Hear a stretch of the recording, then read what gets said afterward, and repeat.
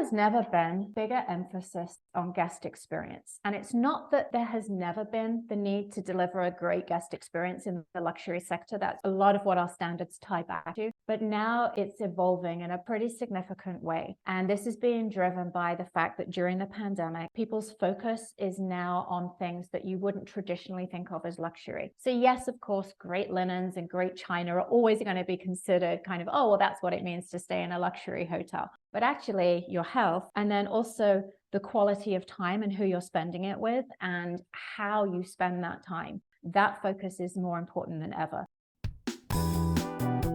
You're listening to Prospecting on Purpose, where we discuss all things prospecting, sales, business, and mindset. I'm your host, Sara Murray, a sales champion who's here to show you that you can be a shark in business and still lead with intentionality and authenticity. Tune in each week as we dive into methods to connect with clients, communicate with confidence, and close the deal.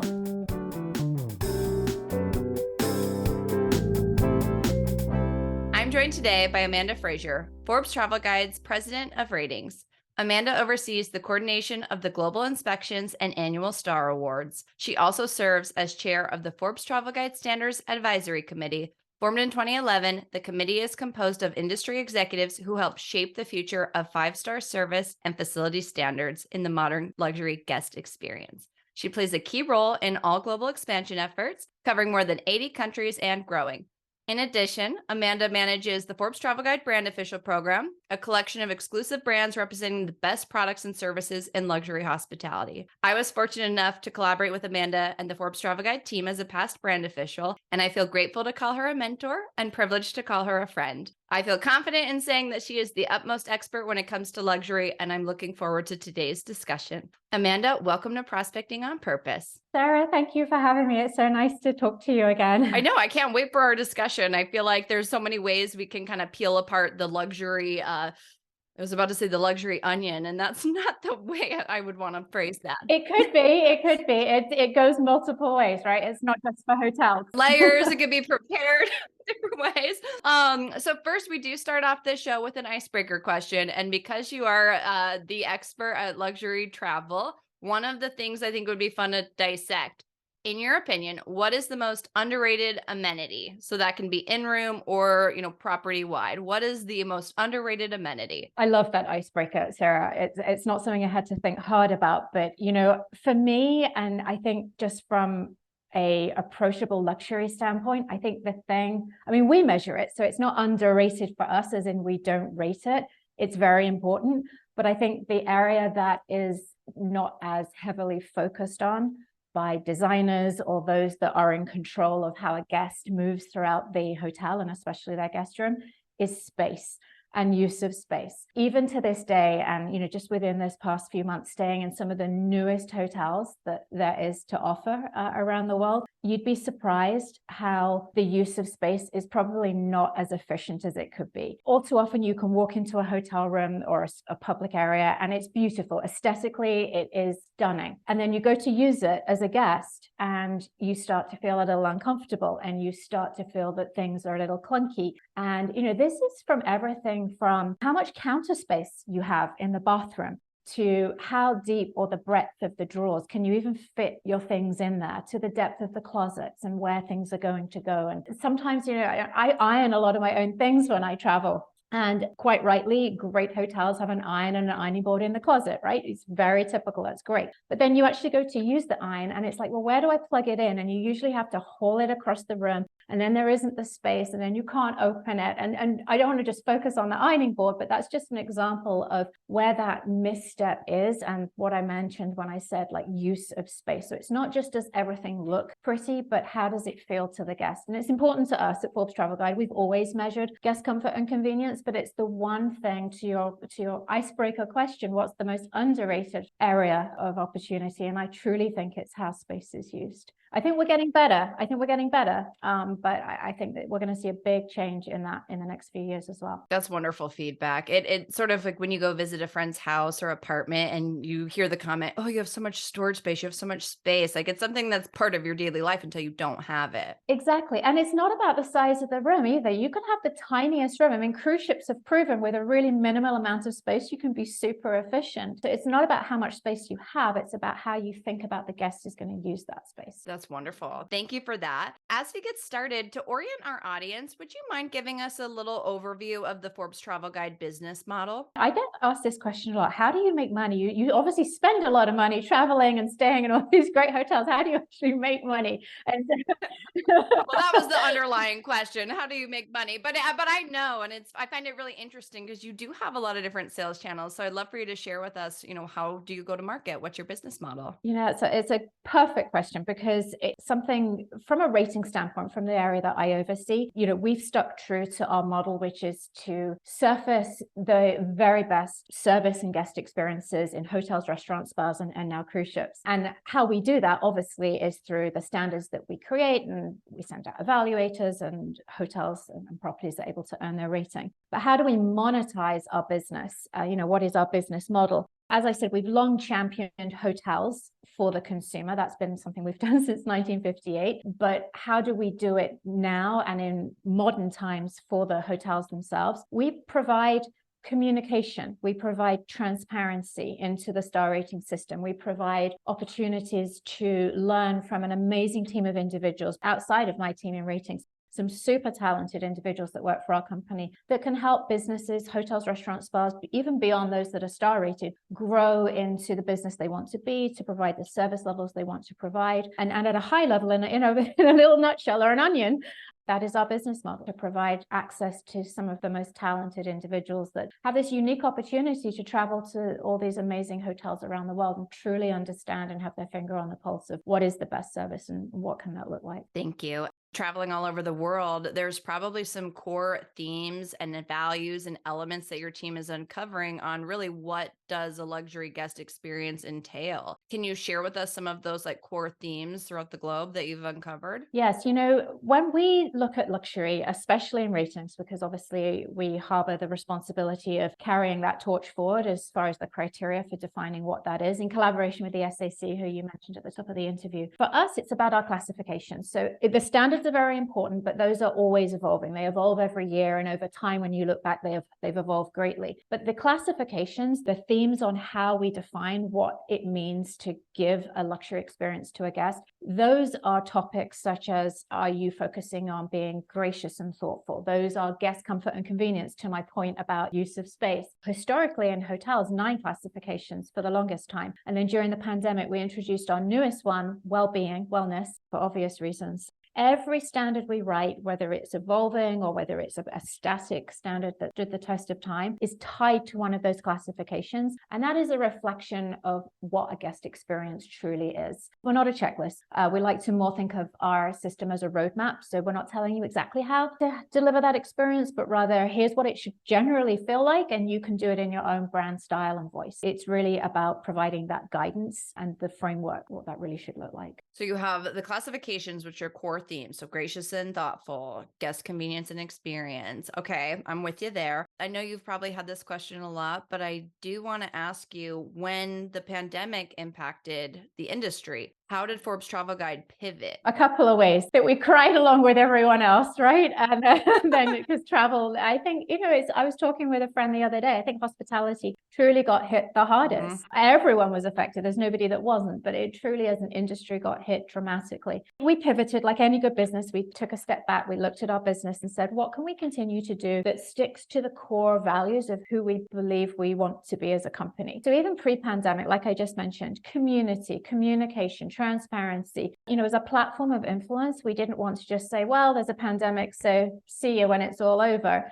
So how do we, to your point, pivot and continue to stick to those core values? And one of the things we did that we really enjoyed and we loved, we produced a series of webinars that brought the hospitality community and beyond together to continue to have that connection, to talk, to hear about things that they could do during the pandemic for those properties that were still open, and to kind of keep your skills sharp, because everyone was always hopeful and optimistic that things would return. And obviously they did, and just nobody at the time knew how long that was going to be. One of the things our learning and development team did in the services division, they put together a series of web-based training. So while they were still minimally able to travel at the time under the guidance that we were all given, how do you continue to provide that solution to that support, but without traveling? And that's actually a service that continues to this day. So even things that we pivoted into continue as services.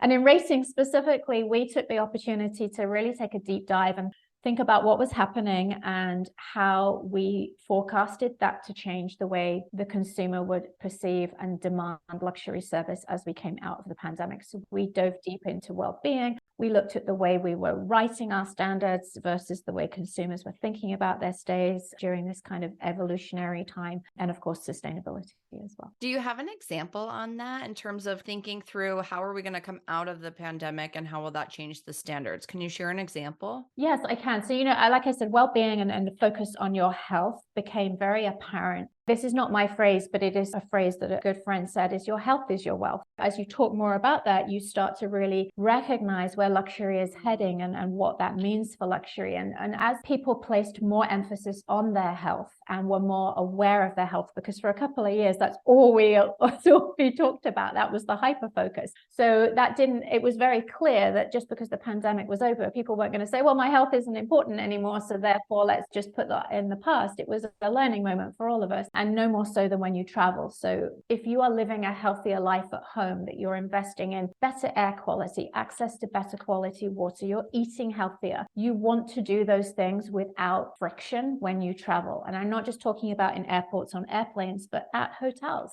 It's not good enough anymore to say that I have a healthy menu, I have a couple of salads for you to choose from. It's really about holding the industry accountable for really thinking about what the guests are doing for themselves in their own homes, and how do you seamlessly transition into that, because now you certainly don't want to feel worse when you get home after staying at a hotel than when you arrive. Removing friction is very powerful, because I feel like that almost speaks to the luxury overarching umbrella, is making it easy for people to do business, making it easy for them to visit a hotel, stay at your hotel, make it seamless. I identify with that very much because I developed all these healthy habits, and then when you travel, your habits go out the window in a lot of ways. So what are some of the new standards that can contribute to the well-being score? The well-being standards are also very heavily tied to sustainability and environmental responsibility as well. Even though those are a separate set of standards and identified separately, they're all very intrinsically related. Yes, you want to see a variety of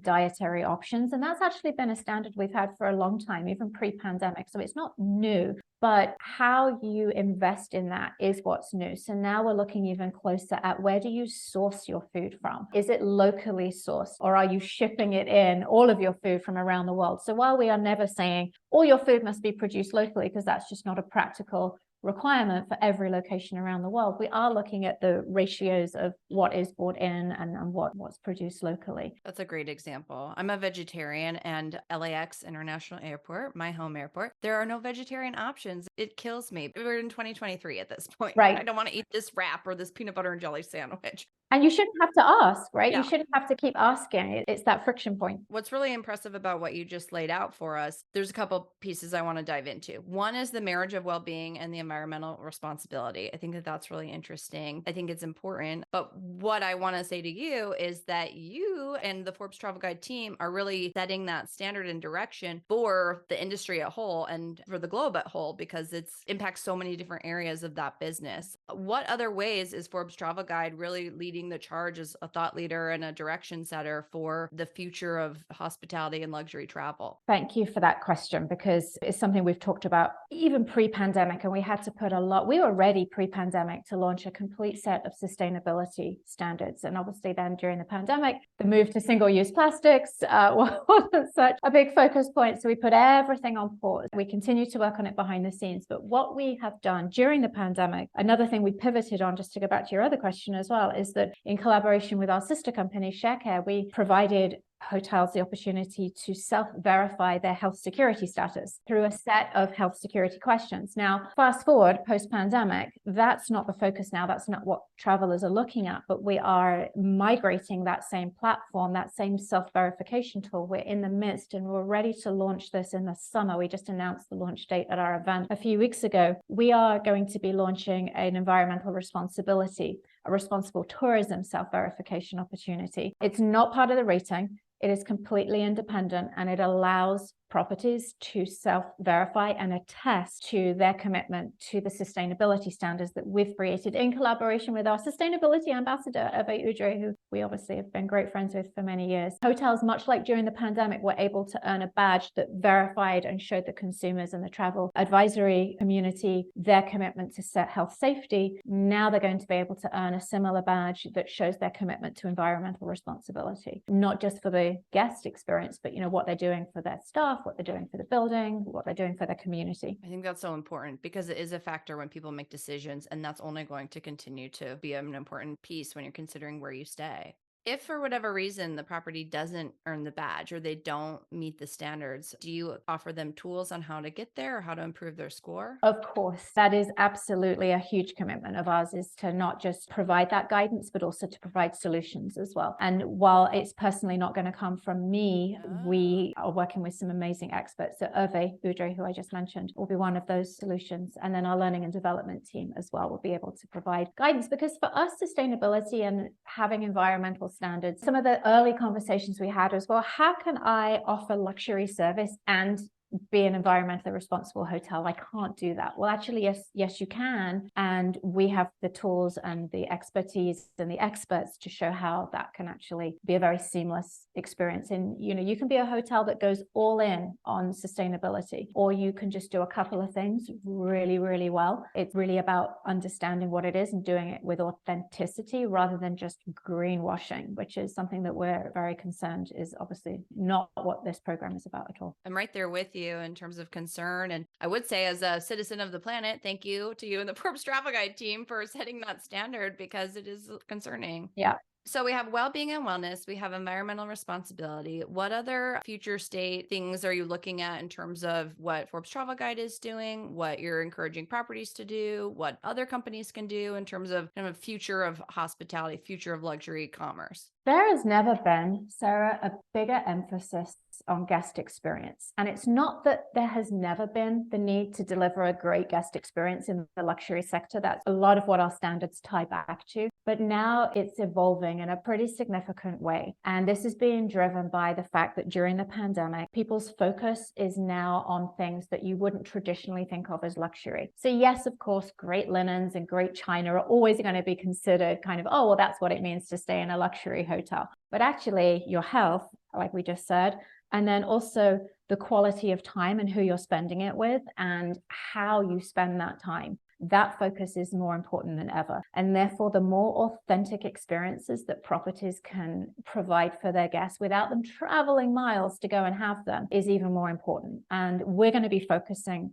more heavily on this. In fact, we just introduced into the star rating algorithm a guest experience score. It's worth a couple of % on your final composite, which is what drives a star rating. And that's how much we believe it's important to the guests now. So they're looking at how much they're spending and kind of correlating it to the experience they have. So, I mean, we can see from the rates in the luxury sector, it's not about what you spend. It's about, did you feel you got a great experience, great value for that time spent? Was it time well spent? We actually also introduced an ROI metric for the consumer into the star rating as well. And I think that's only going to get a stronger component. But yeah, guest experience and looking at those from a much broader perspective as well is something we're going to be diving into as a company, not just in ratings as well. When I think about, because I'm putting my, salesperson hat my salesperson hat on. And what I'm hearing you say is, if you have a product or a service that can help a property deliver that guest experience, how are you thinking how it's going to help them meet their goals? And I think you're giving us some really interesting pillars on where to focus our messaging as manufacturers, as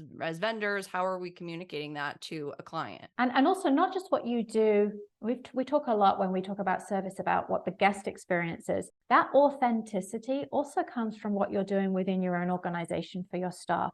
if you just use the very basic standard that's been around forever, smile and be happy when you're, talking with when you're talking with guests. Well, not just when you're talking with guests, is that culture there behind the scenes? And similarly with your experiences, is that talked about and encouraged and discussed? And is it something the staff is tangible for the staff?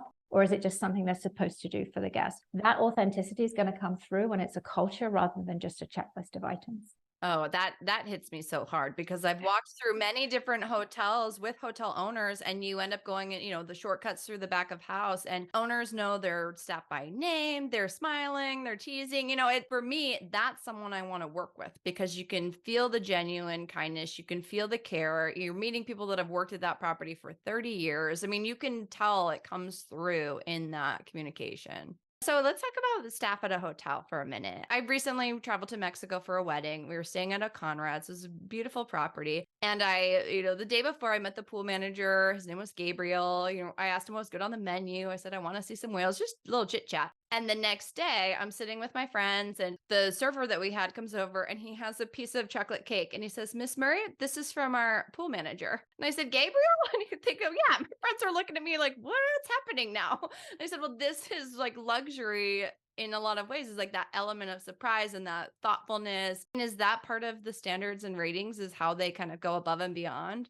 It is. And what's funny is we would never write a standard that said every time a guest mentions that it's their birthday, make sure to take them a piece of cake, because then you lose that sense of authenticity. It's disingenuous. And that's what I mean by when we say you can't checklist your way to a rating, whether it's recommended 4 or 5, you can't checklist your way to a great guest experience. The guest is smarter than we are. They know. It's about what you just mentioned before. It's about empowering your staff to know that beyond their SOPs, beyond whatever the technical requirements of their job, that they have the authority within their own thinking to pay attention, to listen to what the guest is saying or to see what they're doing, and then react to it in a way that they know that they can empower that guest stay. You never know who you're going to serve a piece of cake to, because now I'm talking about shout out to Gabriel at the Conrad in Punta Mita, because I'm telling Amanda Frasier, president of ratings, about my free cake. It was such a nice, not tooting my own horn, but I do think that applies to any type of interaction, whether it's in your own internal organization or external. Like, how are you giving that element of thoughtfulness beyond just the immediate interaction in front of you? And it doesn't even have to be, a lot of people say, well, I can never live up to those Forbes Travel Guide standards because I'm not a luxury property, or I don't pay my staff that sort of money, or I don't invest that much into my property. But it's not about that, because thoughtfulness doesn't cost anything. I remember being at a Chick-fil-A. I'm in Georgia, so there's a lot of Chick-fil-A places down here. And we went up and my son was young, and the kids' meals come with a free ice cream. And I remember the server saying when they brought over the meal for him, I'm going to bring the ice cream over later because I don't want it to melt for you. In a Chick-fil-A. So it's not about that you're in a luxury establishment. Luxury can be found anywhere. It's within your own thoughtfulness. I'm really happy you spoke to that, because I think that there are a lot of opportunities to have kind of a luxury mindset, and that doesn't mean expensive. Yeah. It doesn't mean unobtainable. It doesn't mean highbrow. It just means, how are you making it easy for people to interact with you, and that element of thoughtfulness. One of the things that I've noticed is a little theme, working with you and your colleague, Jennifer Kester, who's Forbes Travel Guide's vice president and executive editor. When I would throw ideas at the two of you, you would almost always say yes to my idea. And it was one of those things where I was like, oh, okay, I'm just going to keep throwing ideas out because they keep saying yes. But I've noticed that in properties too. It seems like yes is the first answer. And if there's a no, there's like a thoughtful reason behind it. Can you speak to that a little bit? Yeah, I mean, of course, Jen's great. We love working with Jen. We've worked together a very long time. We have a standard that says you can't decline a request without offering an alternative. Oh, okay. I guess I didn't realize that. No, I mean, if we're going to write a standard, especially as a company that's out there judging every day, it's really important that we're genuine and authentic in ourselves and hold ourselves up to even higher standards than what we're putting out there as an evaluation process. process, because it's about, your culture, it's about your commitment, it's about your authenticity. I was always very impressed with the amount of openness, open to ideas, open to saying yes. I think one of the things that I have been getting out of this conversation are all of the different projects that you guys are balancing. I mean, it seems like there are a lot of balls in the air every day. I'd be interested to learn from you. How do you manage your time? How do you prioritize those different balls that you're juggling? There's 25 hours in a day, Sarah, you know that. There is no magic solution. I ask myself that every day. And some days I think I knock it out the park, and other days I fail miserably. And as a company, we're very small, so we're able to be nimble in that sense. We don't have huge layers and layers and layers of levels of management and corporate. So that helps as well. But, I think at the end of the day, if you do what you love to do, even on those most stressful days where you just want to crawl under a pillow, so don't talk to me again, because you love what you do and you have a genuine passion for what you do, no matter what it is, no matter what industry it is, it's always all going to be okay, because you have a love for doing it. If you hate doing it, yes, I couldn't imagine even answering this question if you hate doing your job. We're very lucky at Forbes Travel Guide because we have a lot of tenure for such a small company.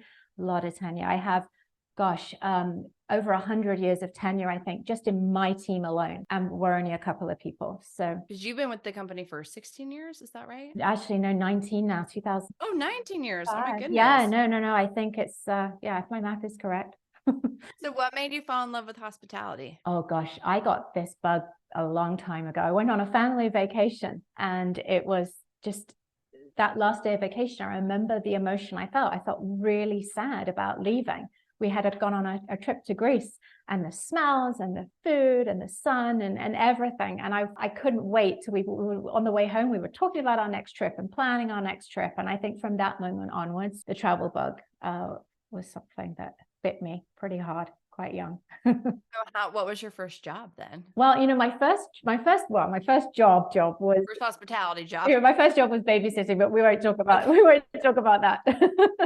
My first job in hospitality, I started as a housekeeper when I was in college. Okay. And then, my first job out of college, out of university, was in a hotel on the front desk. So much of my pathway has come up through front of house, but I've done pretty much everything over the years. And you see that a lot with different hospitality leaders in the industry. They started as a bellhop or a bellman, and then they go out and build Montage. Speaking of Alan Firstman, Right. like he built it from the ground up. And it's interesting to see that was your path too. My first job was babysitting, and I was okay at it, but it just wasn't my favorite thing to do. And I asked my parents, I said, would you drive me to a job if I got one? So I worked for 6 years at a country club in Park City, Utah. And I loved it because there was that element. And I think that you see this in luxury environments where it does have a sense of community, even if you're the staff serving a member of the country club. But I think that helped remove some of the intimidation when selling to a luxury clientele, because that's something that I think people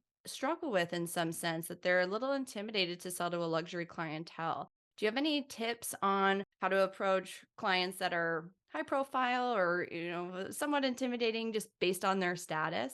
What's that magazine? Stars, they're just like us, right? So at the end of the day, everyone in a hotel is a VIP. And I think the pressure of make sure this person gets this and this actually doesn't come from the staff themselves. It comes from, outside influences, either from that person's group themselves, their agents, however, or, maybe the owner of the hotel. So at the end of the day, it's really just about making sure your I's are dotted and your T's are crossed. And I think that should be something that everybody gets the same treatment. The more you worry and the more you overthink about making something perfect, the less perfect it is. We see that actually even with our evaluators, is that if a hotel thinks it might be an evaluator, more often than not, it adversely affects that person's experience. And it's just human nature, because it's not natural, it's not authentic, you're not really listening, you're focused on something else. That's when it tends to go wrong. Oh, that's so interesting. So I love that every person is a VIP. I've worked with a lot of luxury clientele, and I agree with you. Stars, they're just like us. Like everyone puts their pants on one leg at a time.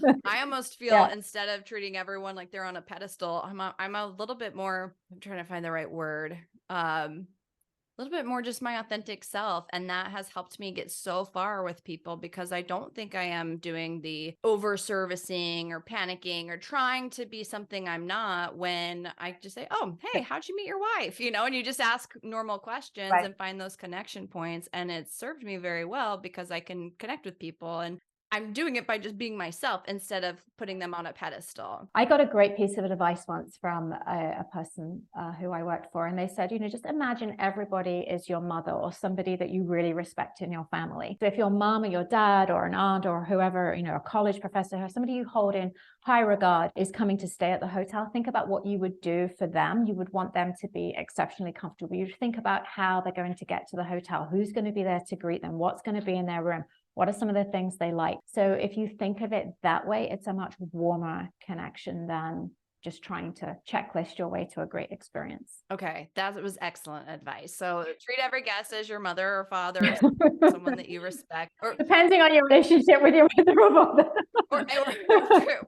Saying the word guest because we're chatting about this industry, but this really applies to any type of business, any type of Yep. customer. Like, how would I want to treat this person if they were my parent, who I love and admire and respect? So I think that that's a great piece of advice. Do you have any other suggestions or tips on how to kind of incorporate luxury or just this element of thoughtfulness into regular business, customer service? Like, how can people obtain luxury regardless of what they sell or at what price point they sell it at? For us, we're focusing as a business on 4 things. It's community, and what are you doing to bring together the people that you're serving or that you're attracting as your customer base. Like, how are you making them feel a part of your business? It's well-being, because that is a hyper focus now, and what are you doing to speak to that within your company? It's also, as we talked about, it's your commitment to the environment, because that is a big decision, not just for people when they travel to a hotel or where they're staying, but where they're going out to eat, maybe even where they choose to go and relax. And then, also at the end of the day, it's communication. And it's really what you're doing and how you're communicating and how you're presenting yourself, and that authenticity around the experience that you're trying to deliver for your guests or your customers to have. I had something happen recently. Have you heard of athletic greens? No, I It's haven't. like a powder, it's like a vitamin with 75 min, so I've been trying it and I had an allergic reaction and I thought it was to the athletic greens. I had, this is embarrassing, but I had little bumps all over my face, like little under the skin pimples. So Uh-oh. I reached out to them and I said, whoa, I don't know. I need to make you aware. I'm having this reaction. They called me right away. They wanted to know the batch number and the expiration date. They gave me some, marching orders moving forward. Turns out my reaction was from a Breathe Right snore strip. Oh, it wasn't there. No, it wasn't related at all. So I called them back and I said, "Hey, everything's fine over here, but I'm going to stop using the snore strips or the Breathe Right strips." But I really appreciated the sense of urgency, the way that they handled it. We will refund you if you are having a reaction, and it wasn't their fault at all. But I think that the way that they serviced it was so appropriate to how I would have wanted it handled. And that type of hand holding or that type of guest experience applies to any type of industry. And the people that don't do that, or the companies that don't do that, usually lose business. You're absolutely right. It's not what you say, it's how you say it. It's the tone in your voice and your efficiency. And these are all, like I said earlier on, these are all our classifications. Efficiency is a classification, because you don't want to wait days for somebody to get back to you about something that could be related to your health. And how you say something, oh, I'm so sorry to hear that, Ms. Murray, versus the genuineness that probably it sounds like you felt down the phone in the communication. So that communicating professionally, and we don't mean in a stuck up stuffy way, but in a authentic way, that is such an important part of the best service. That's been part of my own personal insecurity. Is I'm not the most well-spoken person in terms of vocabulary or my delivery, and it's an insecurity point for me. However, I feel like that is just my authentic self, and that's what resonates with people. And I do what I say I'm going to do, and I'm thoughtful in how I interact with them. So it kind of removes some of those insecurities because I can still be myself without being perfectly polished. Well, I think you sound great. Thank you. Thanks. Appreciate it, Amanda. And I've learned so much from watching you. And how you conduct yourself, how you interact with people. You are a connector of people. You really are practicing what you preach and setting that example and that standard. So I want to really say a heartfelt thank you to you, because it's been so lovely to have you as a mentor. It's been so lovely to learn from you. I'm so grateful that you're spending the time with us today, because that's just such an amazing manifestation that I'm able to have you on the show and really share who you are with the world, because I think you're such a bright light, and I appreciate you putting your light out there. You are so kind. Thank you, Sarah. It's always great to chat. Yeah. So is there anything you want to leave us with before we wrap up? Future of luxury or further nuggets that you want to leave us with? You know, I say this all the time when I speak to a hotel and they ask for advice. Don't overthink it. Don't overthink luxury. I think it's got so many connotations in people's minds that it's a bad thing. It's who we are as people. So it's about what we hold dear to ourselves. And it can be, like we said before, some of the most approachable things, such as your health and how you spend your time and just your communication. Wonderful. And building that sense of community. I am very grateful for the leadership that Forbes Travel Guide is putting out into the world. If we can help in any way, we're happy to support you, and excited to start traveling again too. It feels like pandemic time is behind us, hopefully, and we get to just go back to connection with one another. Absolutely. And I hope to see you soon. I think we will, right? Yeah. Yes, I know. I'm so excited. I'm going to travel with my athletic greens in the travel packet, because they removed that friction for me, so I can still take my vitamins while I'm on the road. There you go. Oh, well, Amanda, it was such a pleasure to speak to you today. I really appreciate it, and I hope to see you soon. Take care, Sarah. Thank you.